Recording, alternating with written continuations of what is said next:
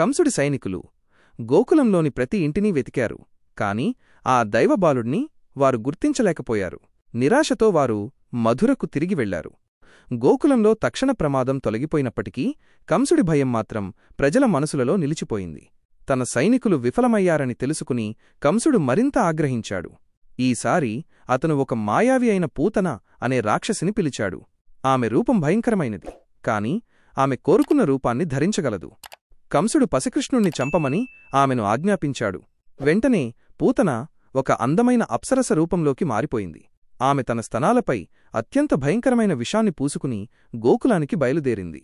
అక్కడి ప్రజలు ఆమె దివ్య సౌందర్యాన్ని చూసి ఎవరో దేవతబాలుణ్ణి ఆశీర్వదించడానికి వచ్చిందని అనుకున్నారు. యశోద కూడా ఆమె తేజస్సుకు ముగ్ధురాలైంది. పూతన ప్రేమగా నటిస్తూ కృష్ణుణ్ణెత్తుకోవడానికి అనుమతి అడిగింది. యశోద అమాయకంగా అంగీకరించింది. పూతన కృష్ణుణ్ణి ఒడిలోకి తీసుకుని విషం పూసిన తన స్తనాన్ని బాలుడి నోటికి అందించింది.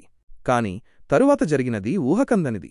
పసికృష్ణుడు పాలు తాగడంతో పాటు ఆమె శరీరంలోని ప్రాణవాయువును కూడా పీల్చడం ప్రారంభించాడు. పూతన భరించలేని నొప్పితో విలవిలలాడిపోయింది. ఆమె తన నిజమైన పర్వతంలాంటి భయంకర రాక్షసి రూపంలోకి మారిపోయి పెద్దగా అరుస్తూ నేలకూలింది. గోకులమంతా కంపించిపోయింది. ఆ భయంకర దృశ్యం మధ్యలో ఆ రాక్షసి ఛాతీపై పసికృష్ణుడు నిర్భయంగా ఆడుకుంటూ కనిపించాడు. గ్రామస్థులు భయంతోనూ ఆశ్చర్యంతోనూ ఆ దృశ్యాన్ని చూశారు. యశోద, నందుడు పరుగెత్తుకుంటూ వచ్చి తమ కన్నయ్యను సురక్షితంగా చూసి ఊపిరి పీల్చుకున్నారు.